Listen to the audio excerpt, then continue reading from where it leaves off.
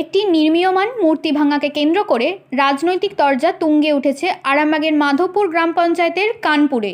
ঘটনাকে ঘিরে বিজেপি ও তৃণমূল কংগ্রেসের মধ্যে তীব্র চাপানোতর শুরু হয়েছে। ঘটনার খবর পেয়ে এলাকায় ছুটে যান আরামবাগের বিজেপি বিধায়ক মধুসূদন বাগ। তিনি ঘটনাটির তীব্র প্রতিবাদ জানিয়ে শাসক দল তৃণমূল কংগ্রেসের বিরুদ্ধে সরব হন এবং দোষীদের বিরুদ্ধে কঠোর পদক্ষেপের দাবি তোলেন। জানা গেছে ওই এলাকার মূর্তি প্রস্তুতকারক বিশ্বজিৎ দে একাধিক মূর্তি তৈরি করেছিলেন। এদিন সকালে কাজ করতে এসে তিনি দেখতে পান সরস্বতী সহ অন্য সব মূর্তি অক্ষত থাকলেও রামচন্দ্রের মূর্তিটি ভেঙে দেওয়া হয়েছে।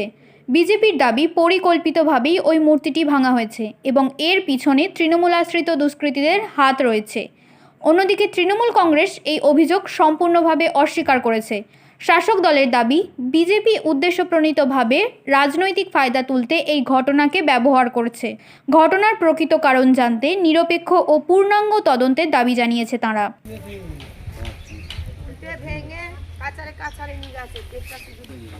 এটা তৃণমূলের দুষ্কৃতি ছাড়া ভাঙতে পারে না, কারণ যেহেতু আমি বিজেপি করি সেই সূত্রে যে আমরা ওরা মনে করেছিল কি যে আমরা বোধহয় এই মূর্তিতে রাম ঠাকুরটা তৈরি করবো, পুজোটা করবো, কিন্তু এইটা যে তৈরি করে কি আমি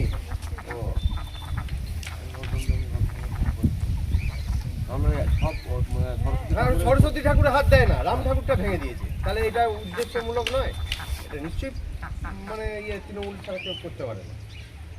এই ঠাকুরটা যেহেতু আমি ঠাকুর তৈরি করি, রাম ঠাকুরটা হচ্ছে মানে বিজেপি পার্টি থেকে তৈরি করতে দেয় আমাকে।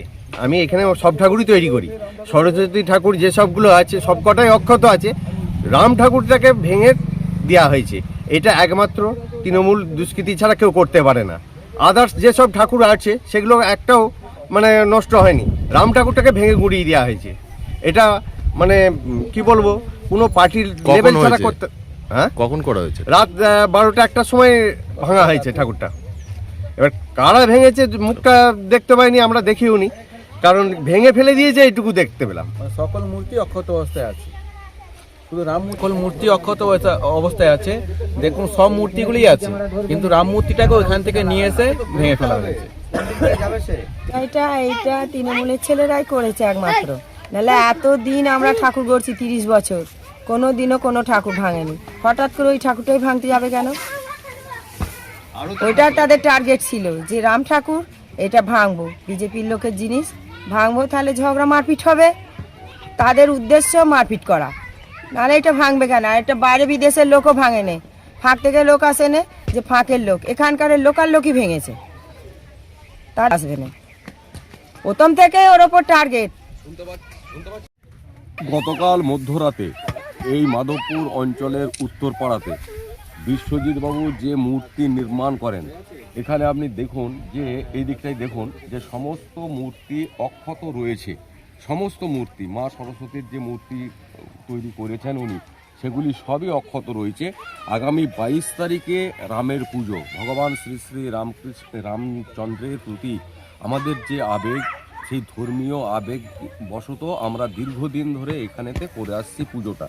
আগামী 22 তারিখে রামের পুজো, সেই ভগবান রামের মূর্তিটাকে কে বা কারা রাতের অন্ধকারে করেছে। যারা জিহাদি মানসিকতা সম্পন্ন ব্যক্তি এবং যারা জিহাদি, যারা মৌলবাদী, তাদের ছাড়া এই কাজ অন্য কারো নয়। এটা সম্পূর্ণভাবে পরিকল্পিতভাবে এটা ভাঙা হয়েছে।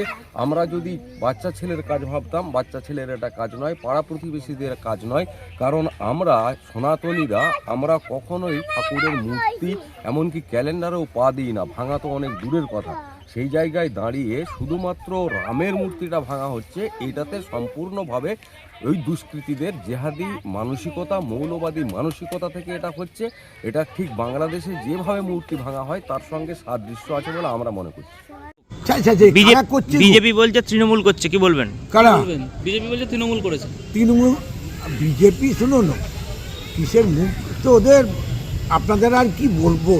এইভাবে তৃণমূল কখনো করতে পারে? যেখানে দিদি গঙ্গাসাগরে, তখন কথা ছিল সতীর্থ বারবার, গঙ্গাসাগর একবার, সে দিদি সেখানে ব্রিজ করে দিচ্ছে যাতে যাতে চলে যায়, যাতে আপনার ইয়েতে দীঘাতে আমাদের জগন্নাথ মন্দির করছে, কালীঘাটেতে গেট করছে, দক্ষিণেশ্বরে ফ্লাইওভার করছে, বিভিন্ন জায়গায় করছে। এই কী কথা? বিজেপি এই ধরনের তৃণমূলকে বলছে?